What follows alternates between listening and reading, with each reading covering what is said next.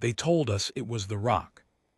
That was the word they used: the Planetary Survey report, the Colonial Engineering Authority memo, the insurance assessor's brief, the official accident designation filed with the Interstellar Settlement Commission after the first collapse took Alder Precinct.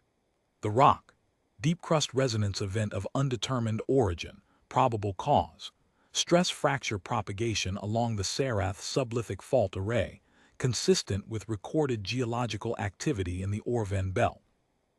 1,700 dead in a night. 40 square blocks of Alder Precinct swallowed into a void that the subsequent survey measured at 2 kilometers across and 400 meters deep. Families who had been eating dinner, watching their children play in lit corridors, sleeping in their beds in a colony that had been certified geologically stable. 2 separate independent assessments, both filed within the previous 18 months, were simply gone. I was 26 years old. I had been on Sarath's landing for 3 years, working subsurface structural surveys for the Colonial Engineering Authority, and I knew the fault array better than any person alive. I had walked those bore shafts. I had run the resonance profiles. I had cross-referenced the stress modeling against 40 years of seismic passive scan data. The fault array didn't do what happened to Alder Precinct. I know what natural fracture propagation looks like in a sublithic formation. I know the signature, the slow creep of microevents building over weeks, the pressure release distribution, the subsidence profile when a natural void forms. What took Alder Precinct had none of those antecedents. The passive scan record for the 72 hours before the collapse showed near-zero microevent activity. The subsidence profile when they finally recovered the shaft data from the boreheads below the collapse zone was wrong in a specific, precise way. The void hadn't formed from below by natural pressure.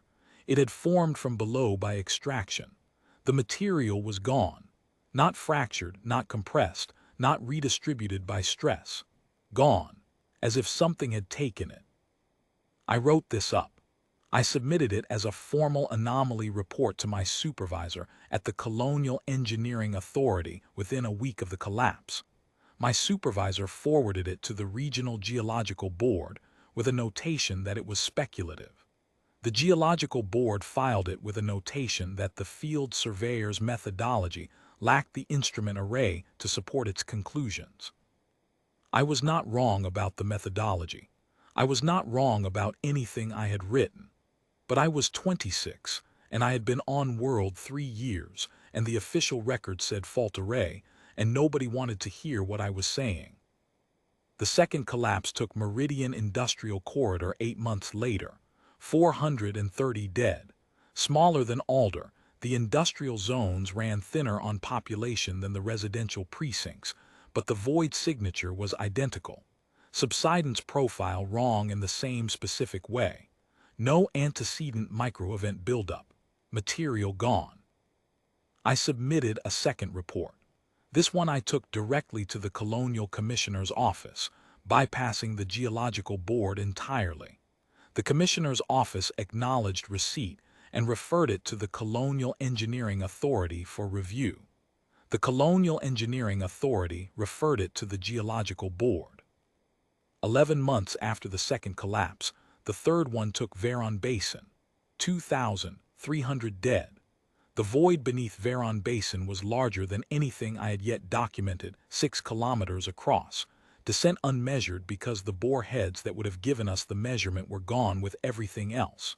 3 full residential precincts, a water processing hub, a school. I remember the school because one of the women on my survey team had a daughter enrolled there. She survived because the girl had been staying with a friend in the eastern zone that night. She told me about it 2 days later, standing at the edge of the new void, looking down into the dark, and she was perfectly calm in the way that people are calm when something in them has already broken. I remember thinking, if I do not find a way to make someone believe me, this will keep happening. I requested a formal instrument upgrade. The Colonial Engineering Authority approved a partial package, enough to improve my passive scan resolution by a factor of roughly 3, not the factor of 12 I had asked for. I used what I had. I reran my analysis of all 3 collapse sites using the improved resolution, cross-referenced against the survey archive going back 40 years, and then I did something I had not done before. I ran the borehead position data against the collapse void coordinates, because the CEA maintained a full register of every active bore shaft on Sarath's landing, and I wanted to know whether there was a spatial relationship between our infrastructure and where the collapses were happening. There was. Not approximate, precise. Within the measurement error of my instrumentation, which was not large, every collapse void was centered on the intersection of 3 or more active deep-bore shafts. The shafts ran down to the deeplithic layer, some of them over 4 kilometers below the surface, servicing the geothermal extraction network that the colony used for supplemental power generation, and the voids were forming below the shaft endpoints. Below the shaft terminations, by an average of 220 meters. Something was using our infrastructure as a guide. I filed a third report.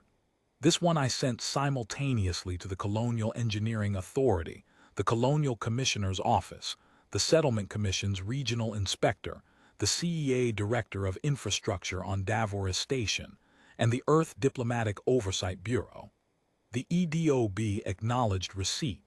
The Settlement Commission's inspector requested a follow-up summary, which I provided within 48 hours. The EDOB referred it to the Colonial Geological Survey Division, who were not a body I had previously been aware existed. The Colonial Geological Survey Division reviewed my data for 7 months. During those 7 months, the 4th collapse took Hallward Heights. The 5th took the Sarath Landing Municipal Waterworks and the 2 residential blocks surrounding it. Together they killed 4,112 people. The 6th collapse took the Northern Industrial Corridor and part of the Western Transit Hub. 800 more dead. I was no longer submitting formal reports.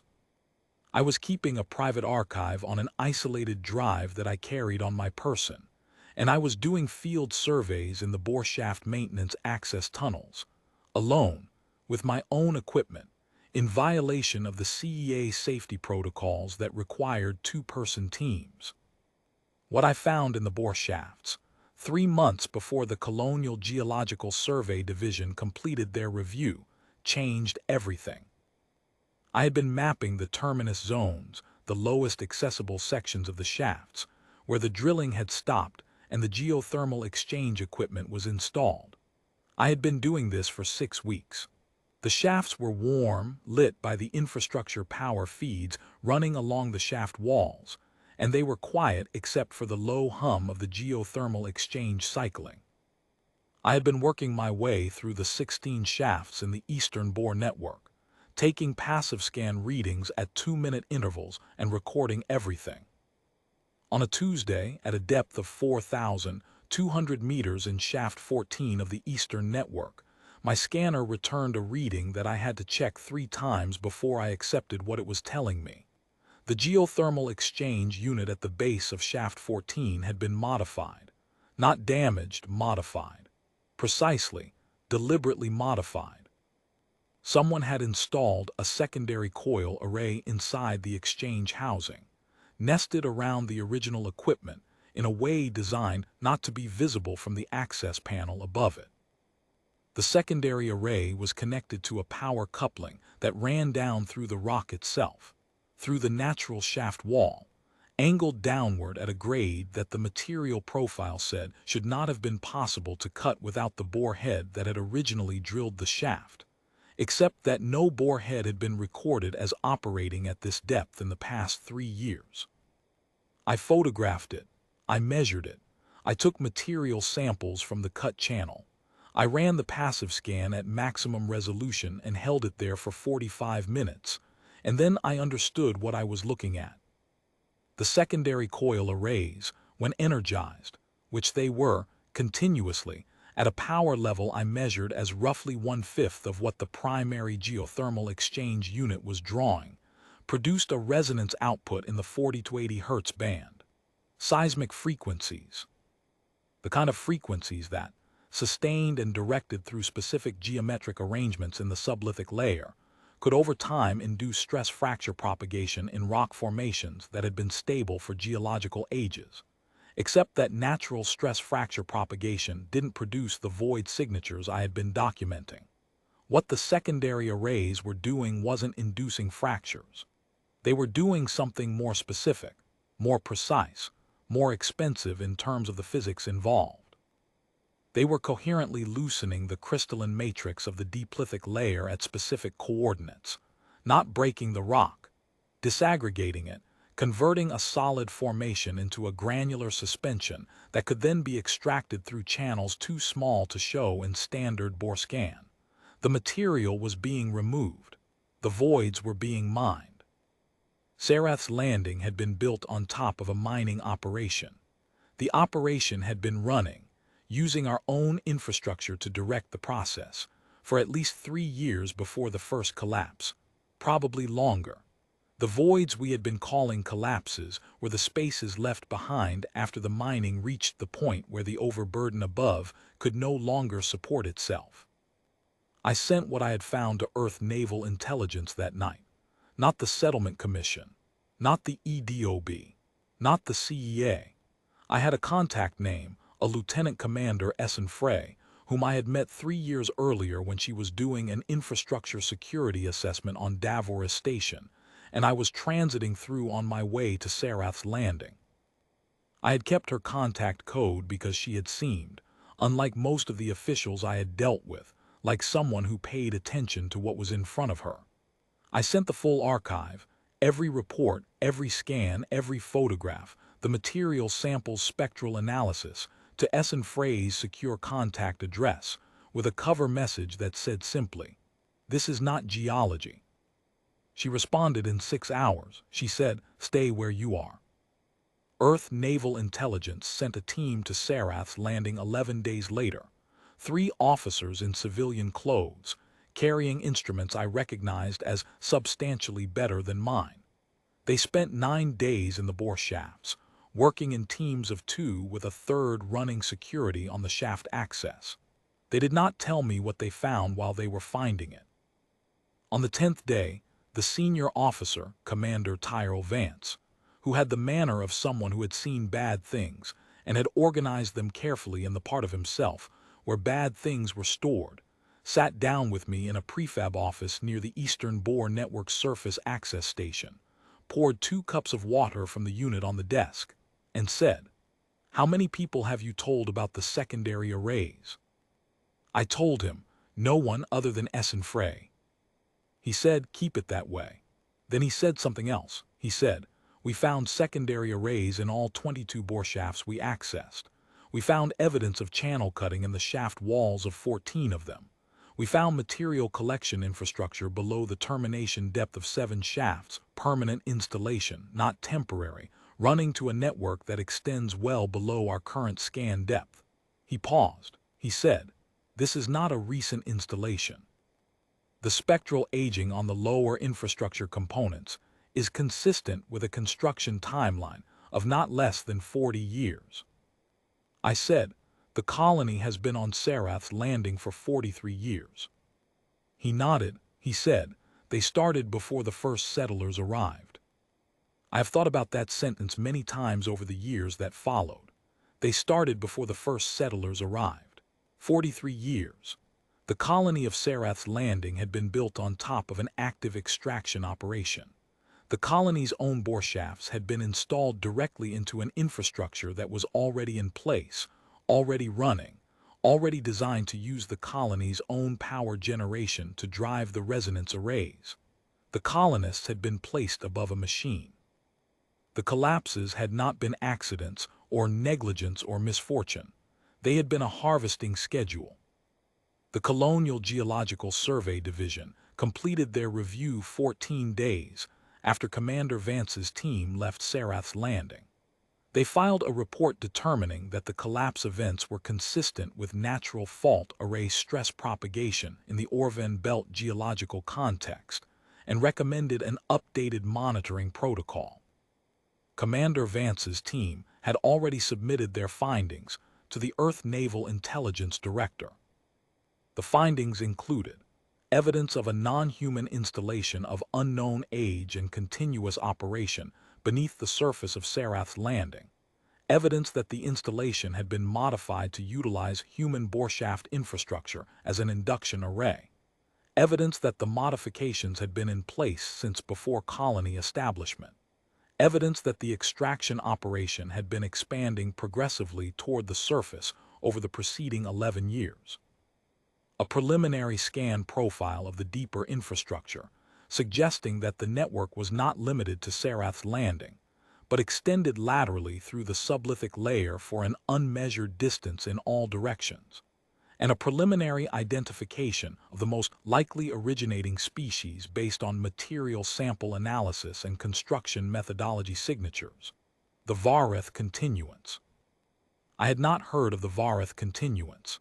Commander Vance explained them to me in broad terms, because he believed, correctly, that I was going to continue working this regardless of what I was told, and that it was better for everyone if I understood the context. The Vareth continuants were a sublithic civilization of very great age. They had been known to the Outer System Survey Services for decades. They were considered in the official diplomatic file a Class 2 contact acknowledged existence, no formal engagement, no hostile incidents. They lived deep.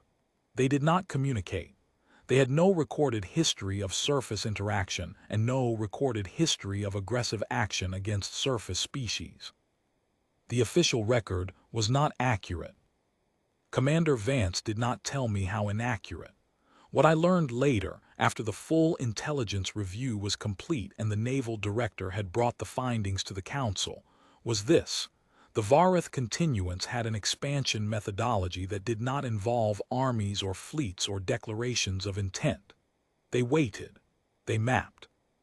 When a surface species established a settlement above a formation they wished to exploit, they modified the existing subsurface infrastructure to serve their own purposes, harvested what they wanted from below, and relied on the surface species' instinct to attribute catastrophic loss to natural causes rather than to an organized intelligence operating beneath their feet. They had done this, the intelligence review established, to at least 7 other species across the Orvan belt. At least 7. Sarath's landing was not the first place they had done this. It was not the worst. The worst that the review found was a settlement of 460,000 people, a different species, not human, that had been entirely swallowed over a period of 6 years, the voids expanding until there was no surface structure remaining, and the entire settlement had been taken below. The intelligence assessment said the continuance probably regarded this as efficient. 840,000 human beings died on Sarath's landing. The review established this with precision, working backward through the collapse records, applying the extraction timeline to each void, calculating the population density of each affected zone. 840,000 people in 11 years. The smallest single event killed 400. The largest killed 41,000 in a single night.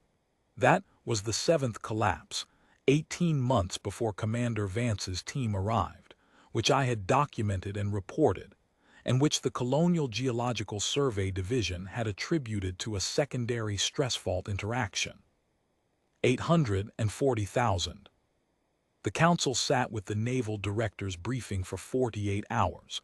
I was not in the room. I learned what happened in that room later from a summary that Essen Frey provided to me because she believed I had the right to know. The council asked first whether the Vareth continuance was aware that Sarath's landing was a human settlement. The naval director said, yes, they knew. The secondary array modifications were precise enough to require detailed knowledge of the boreshaft layout, which was colonial infrastructure that had been filed with the Settlement Commission. The continuance had access to settlement planning data. They knew. The council asked second, whether there was any diplomatic avenue, any formal communication channel through which a protest, or a demand for cessation, or a claim for accountability could be delivered to the Vareth continuance. The naval director said there was no known communication channel. The continuance did not surface. They had never responded to any attempted contact. The Outer System Survey Services had made 7 formal contact attempts over 40 years. None had received any response. The Council asked, third, how deep the continuance's infrastructure network extended and what its full scope was.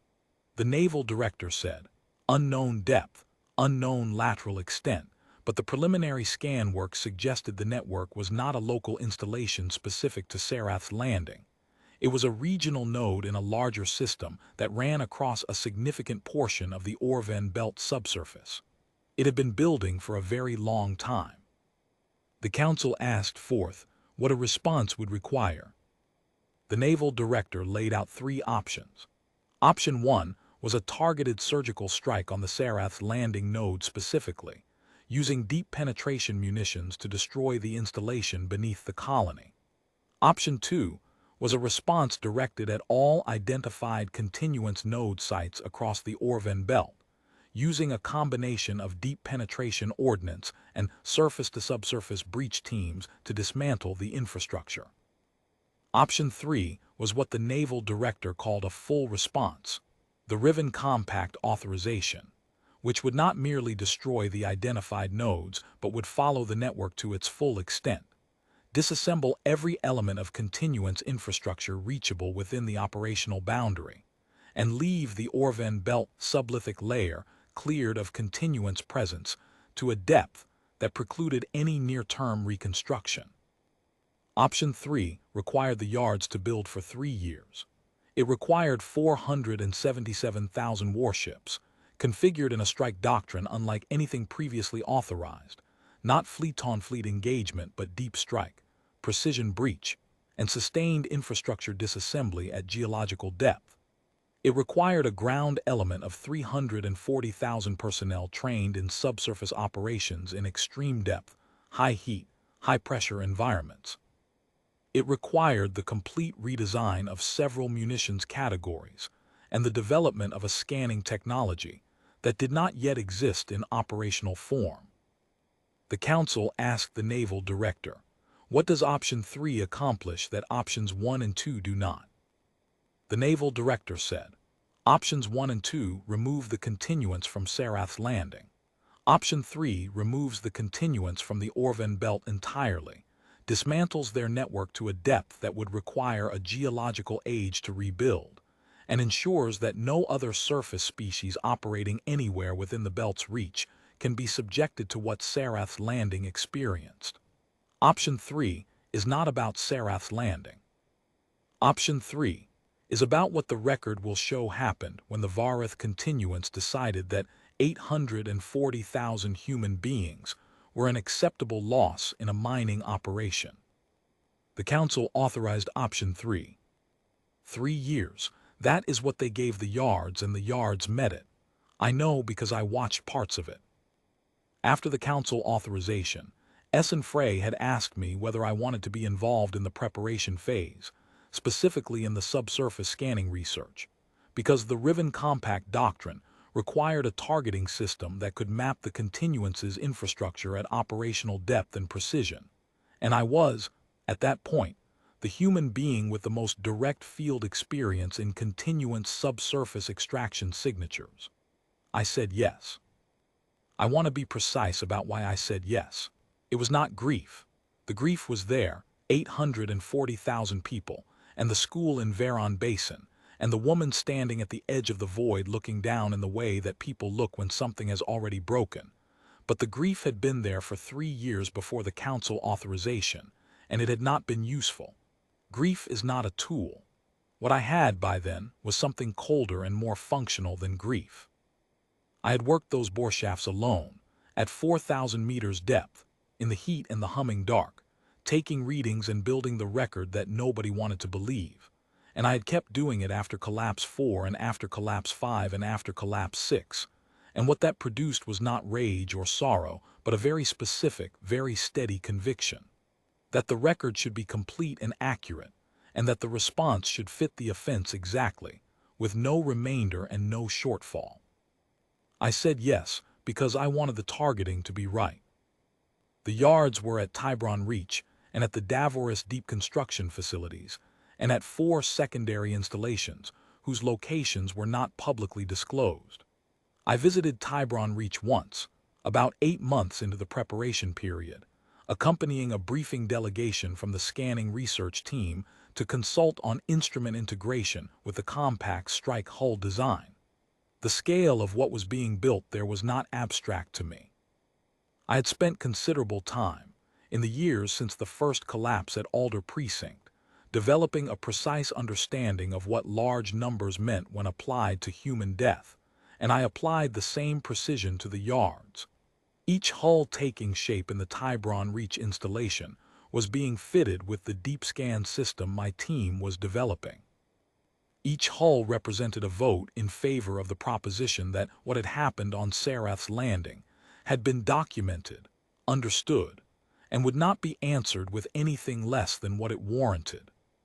Standing in the observation gallery above the main construction floor at Tiburon Reach, watching the work in progress, the hull frames being laid, the scan bays being integrated, the deep penetration ordnance bays being installed in the configuration the compact doctrine specified, I felt something that was not quite satisfaction and not quite relief. It was more like the feeling I had when I had completed a difficult scan survey, and the data was organized, and the record was correct. A specific functional rightness. The Riven Compact's doctrine had been developed in parallel with the preparation of the fleet. The Compact's operational planners had worked extensively with intelligence assessments of the continuance's infrastructure to determine how to disassemble it effectively at geological depth. This was not a problem that had been solved before.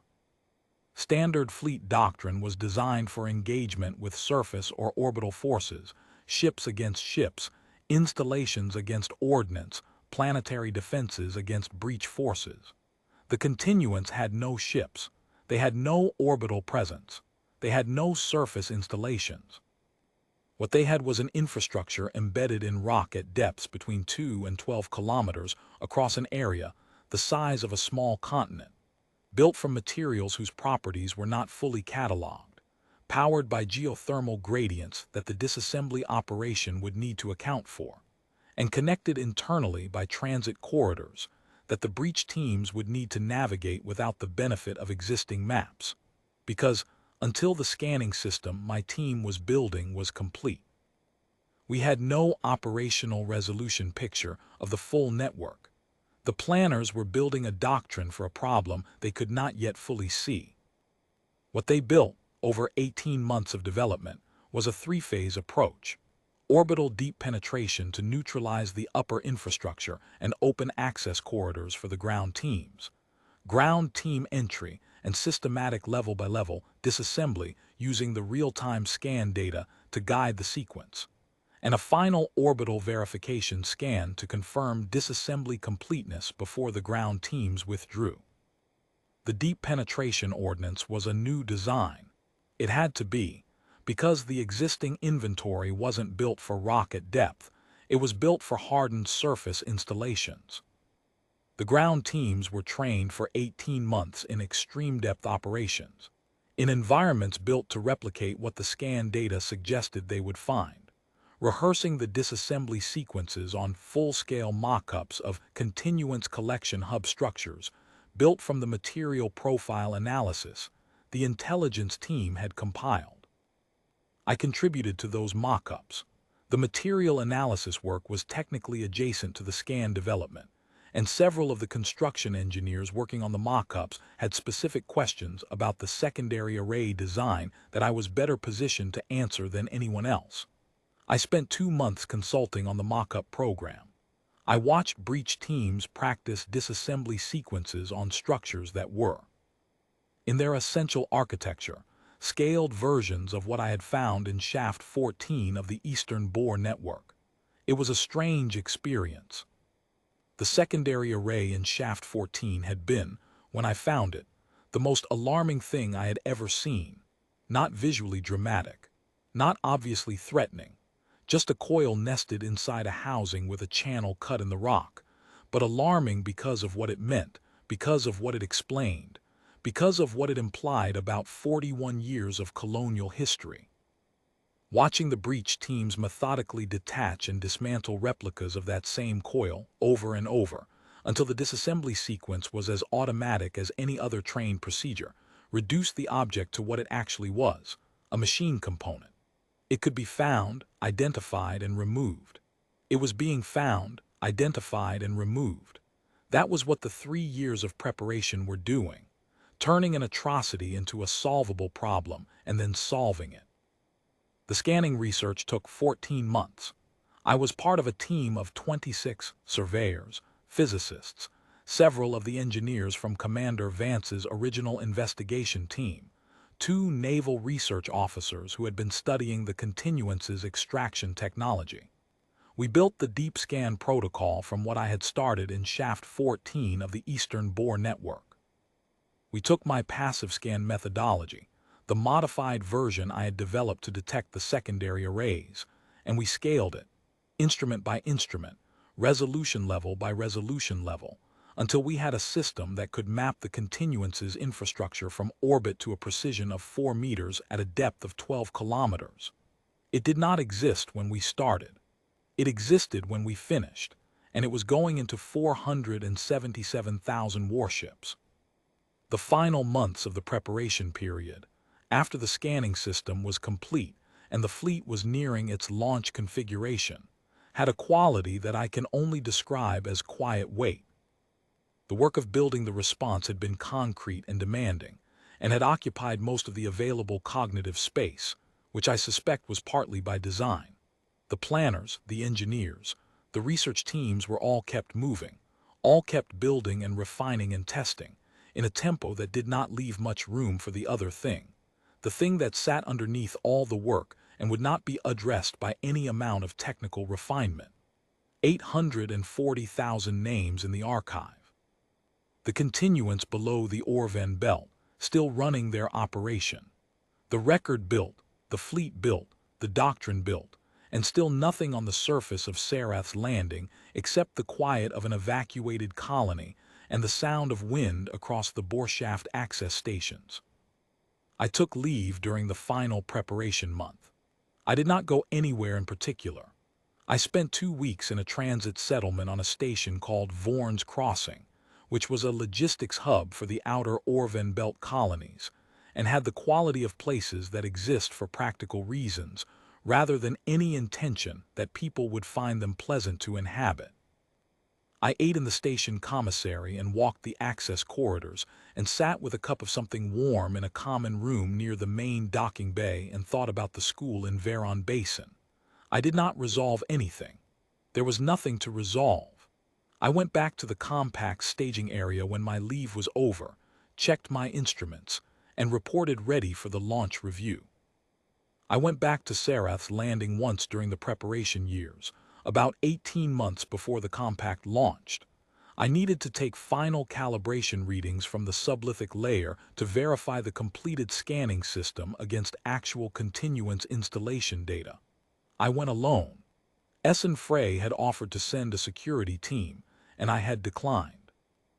I wasn't sure entirely. Why? I think it was something to do with wanting to be in those shafts one more time with only the machine between me and whatever was below. The way I had been when I was doing this without authorization, without support, without anyone believing me, and having it matter anyway. The colony on the surface was largely evacuated by then. The council had ordered a phased relocation of the remaining population, roughly 600,000 people still living on Sarath's landing, into temporary resettlement facilities on the 3 nearest colony worlds. The process had taken a year. The surface was quiet when I arrived, the way places are quiet when the people who filled them with noise have gone somewhere else. The boreshaft access stations were still powered. I went down into Shaft 14 of the Eastern Bore Network one last time, dropped to 4,200 meters, and ran the calibration scan. The secondary array was still active, still running at 1/5 power, still sending its 40 to 80 Hz output through the cut channels below. The continuants had not paused their operation because humans had stopped living on top of it. Of course they had not. We had never been the point. I ran the calibration scan for 90 minutes.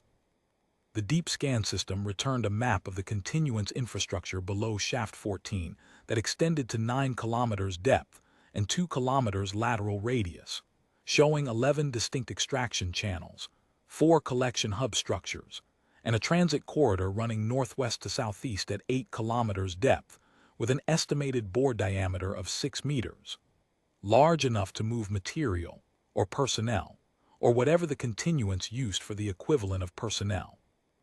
In organized volumes, the map was the clearest picture anyone had ever obtained of the continuance's operational infrastructure. I uploaded it to the compact targeting database from the shaft access station on the surface, and then I left Sarath's landing for the second and last time.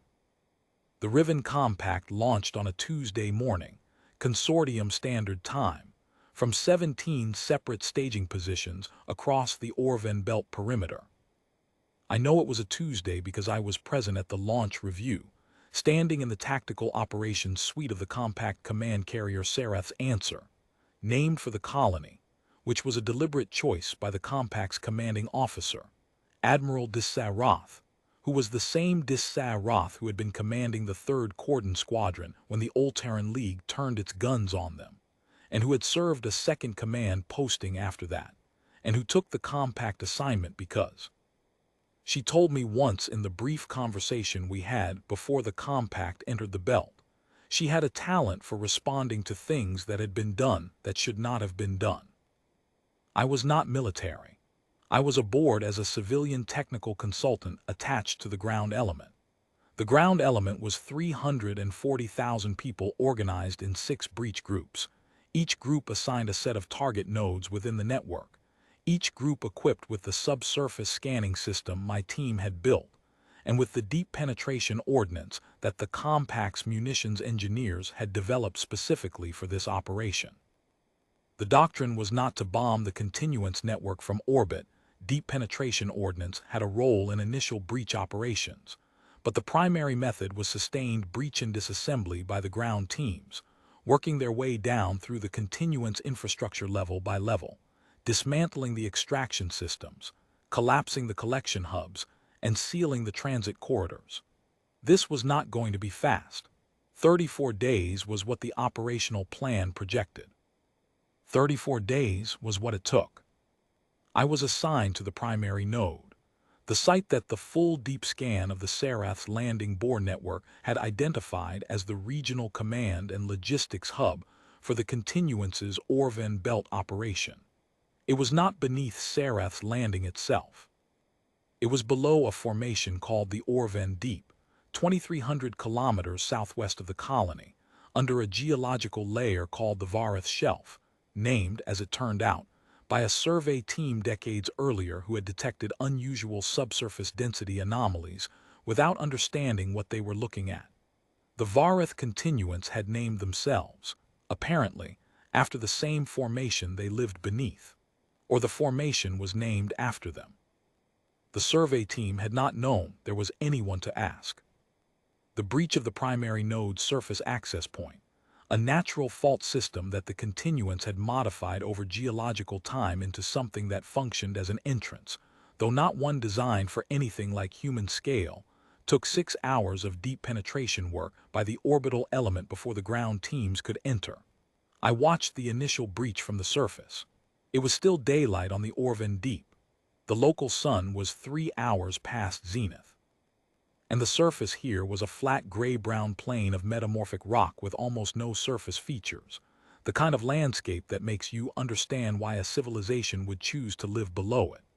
The deep penetration ordnance went in silent at first. You saw the entry, small and precise, and then a vibration through your boots as the round reached depth, and then nothing on the surface except a change in the passive scan readings as another section of the network below went offline. The breach team went in at first light the next morning. I went with them because I knew the scan signatures better than anyone else on the ground element, and because the site commander, a colonel named Havel Oren, no relation, though she had asked when she read my name on the consultant roster, had decided that my ability to read the infrastructure map in real time was worth having underground rather than in the operations tent. I want to be accurate about what I felt going in. I was not afraid of the dark. I had spent considerable time in the dark, at depth, alone, with only the scan equipment for company. I was not, in the way that might be expected, gratified or elated or possessed of any feeling that resembled satisfaction. What I felt, going into the breach point with the ground element, was the same thing I had felt in Shaft 14 of the Eastern Bore Network when I first understood what I was looking at. A quiet, absolute certainty that the record needed to be completed. The continuance's primary node was not what I had expected, and I had tried to have no expectations.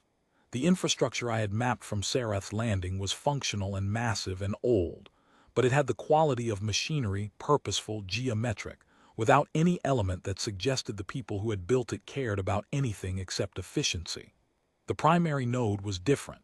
The primary node was, in the most precise sense I can apply to it, a city, not a human city. Nothing about the geometry or the scale or the material choices was human. The corridors were not built for bipeds. The chamber proportions, where the continuance's population apparently gathered or worked or did whatever they did in the course of their existence, were oriented around a horizontal axis rather than a vertical one. The spaces were wide and low, with multiple levels connected not by ramps or stairs or any vertical transition I recognized, but by a continuous sloped surface that circulated around the chamber perimeter. The lighting, where there was lighting, came from the material itself. The rock had been processed in some way that made it luminescent, a faint blue-gray glow that was just sufficient for the scan equipment to function without supplementary lighting. We found the continuance there. They had not retreated in front of the compact's arrival. They had not, as far as I could determine from what I saw in the primary node's lower chambers, done anything at all in response to the breach. The orbital element had been working for 6 hours before we entered. The deep penetration ordnance had destroyed or disabled approximately 40% of the primary node's upper infrastructure before the ground teams came in. And the continuants were present in the lower chambers in substantial numbers, doing what they apparently did. I do not want to be imprecise about what I am describing. The Vareth continuants were not humanoid. They were large. The individual I was closest to when the breach team entered the lower chamber was approximately 4 meters in length, horizontal orientation consistent with the chamber geometry, with a body structure that reminded me, against my will, of something between a deep-sea isopod and a millipede, though neither comparison is accurate. Their surface was covered in a material like oxidized metal, dark and segmented, and they moved very slowly on a large number of appendages. Their sensory apparatus eyes, if that is the right word, were on a structure at their anterior end that was permanently oriented downward, toward the rock. They did not look up. I saw perhaps 200 of them in the lower chambers of the primary node. None of them looked up when the breach team entered. Colonel Oren had been given very specific orders regarding the continuance population during the disassembly operation.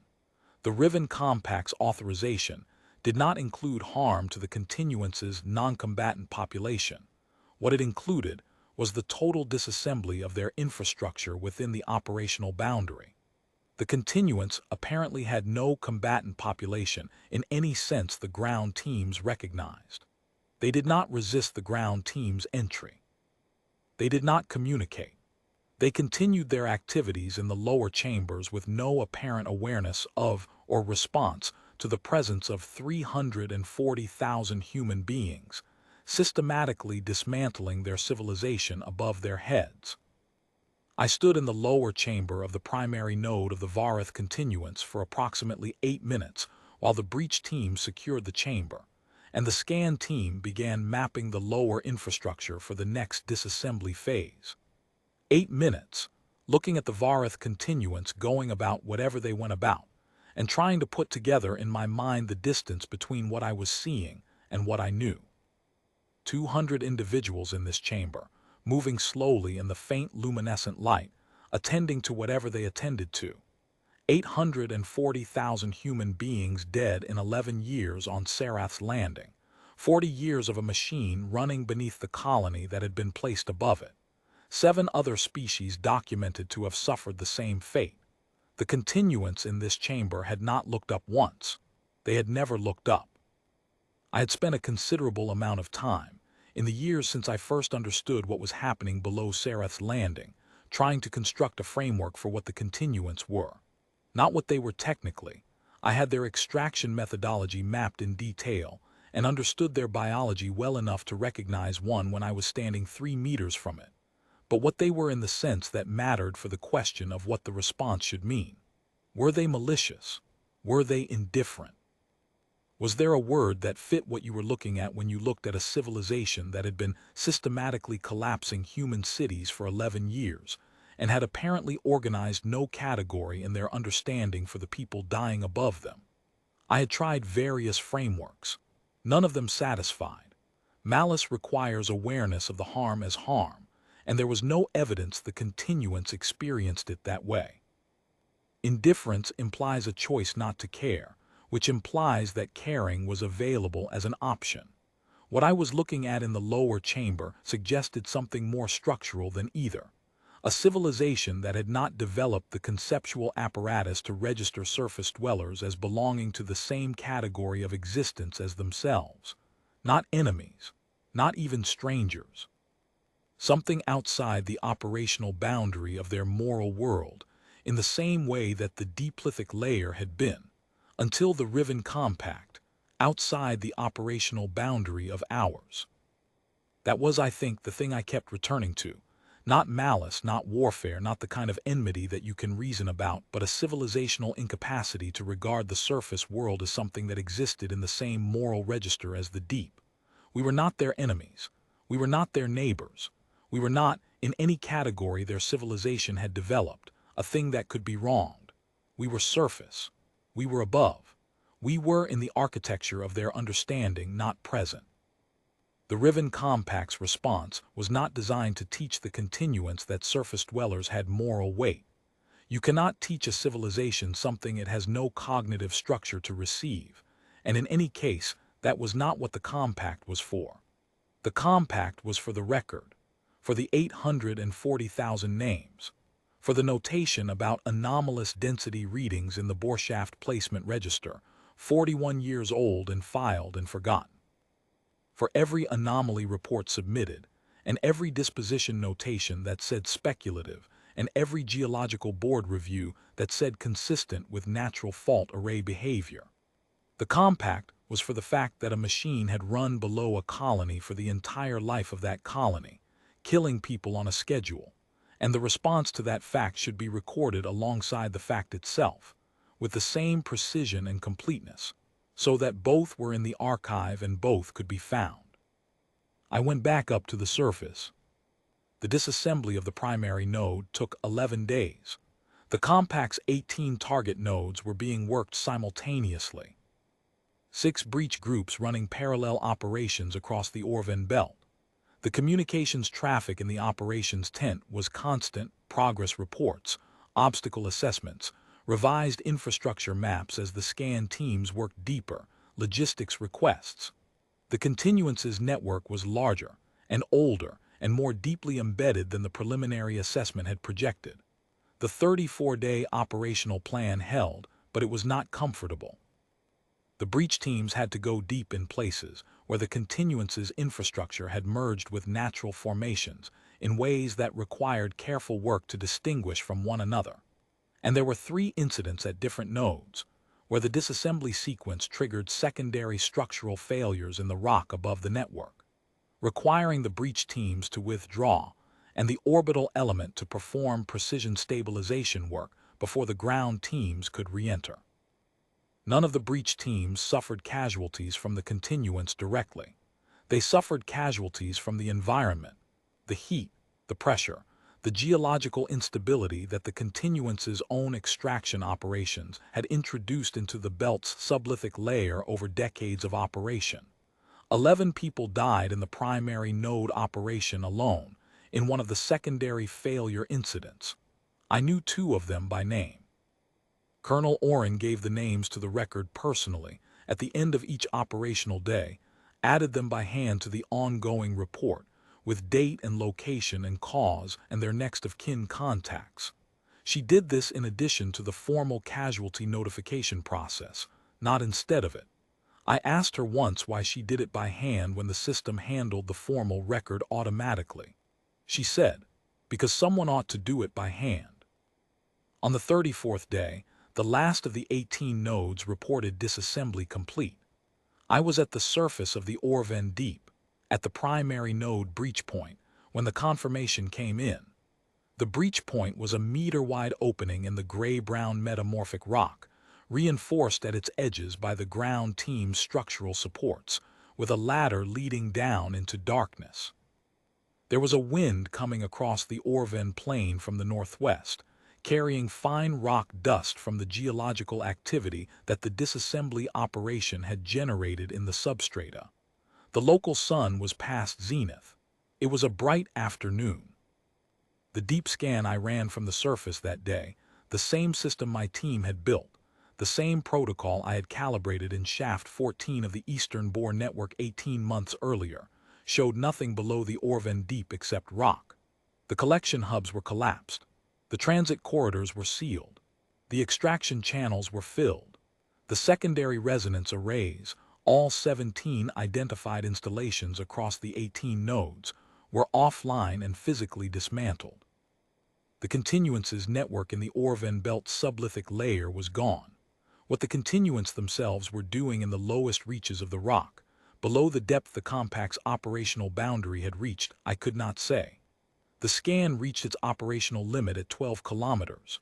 What was below 12 kilometers was not the compact's authorized task, and I was a civilian consultant, and the operational plan was complete, and I had been asked what I was measuring, and I had said, nothing. Confirming clear. The compact's records were filed with the Settlement Commission's permanent archive under the designation Riven Compact After Action Report, Volume 1 through Volume 47. Volume 1 through Volume 6 are the operational summary and the target-by-target disassembly record. Volume 7 is the technical analysis of the continuances extraction methodology, compiled from the infrastructure survey conducted during the disassembly operation. Volume 8 is the full continuance network map, the most complete documentation of their Orven Belt installation in existence, compiled from the scan data taken by the ground teams during the 34 days of the operation. Volumes 9 through 12 are the intelligence summary and the analysis of the other 7 species documented to have suffered equivalent continuance operations. Volume 13 is the casualty record for Sarath's landing, every collapse, every date, every precinct and corridor and waterworks and school. Every name the Settlement Commission's records contained for every victim, 840,000 names, and the names of the 483 people whose bodies were never recovered, and whose existence was documented only by administrative records, showing they had been registered as residents of Sarath's landing before the relevant collapse dates.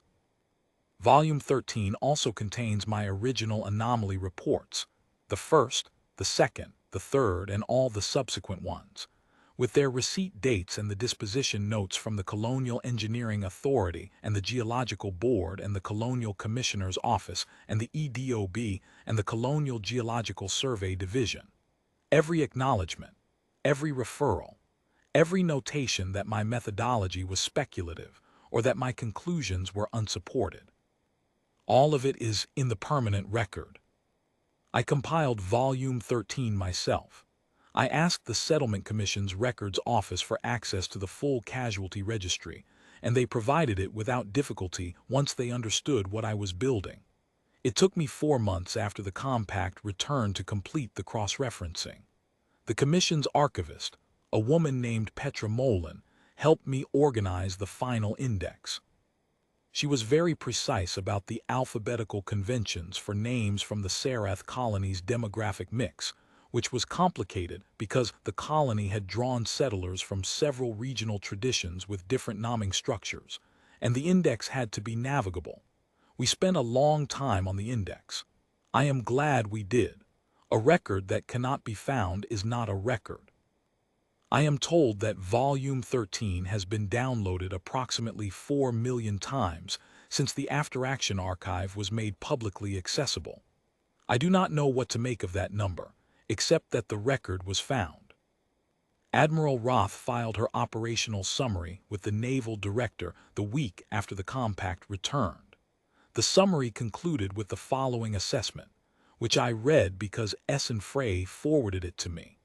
The Vareth Continuance's Orven Belt network has been reduced to non-operational status within the parameters of the authorized mission boundary. The Continuance's remaining population and any infrastructure existing below the operational boundary were not subject to compact authority and were not engaged.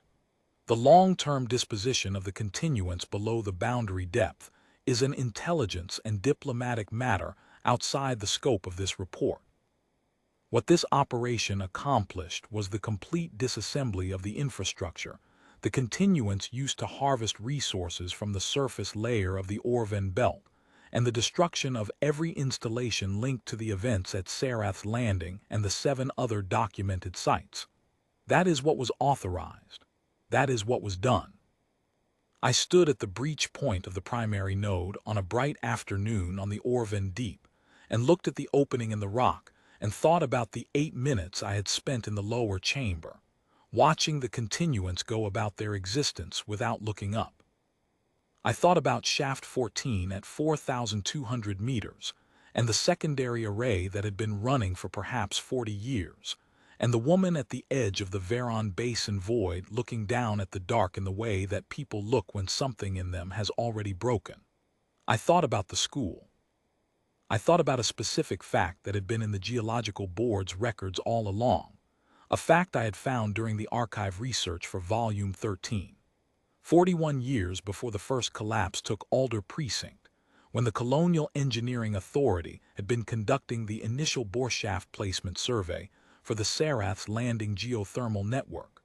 One of the survey engineers had filed a notation in the boreshaft placement register. The notation said, anomalous density readings at depth in the proposed Shaft 14 location. Recommend follow-up assessment before bore placement. The follow-up assessment had not been conducted. The notation had been filed and cross-referenced and had been sitting in the Colonial Engineering Authority's records for 41 years. Someone had noticed.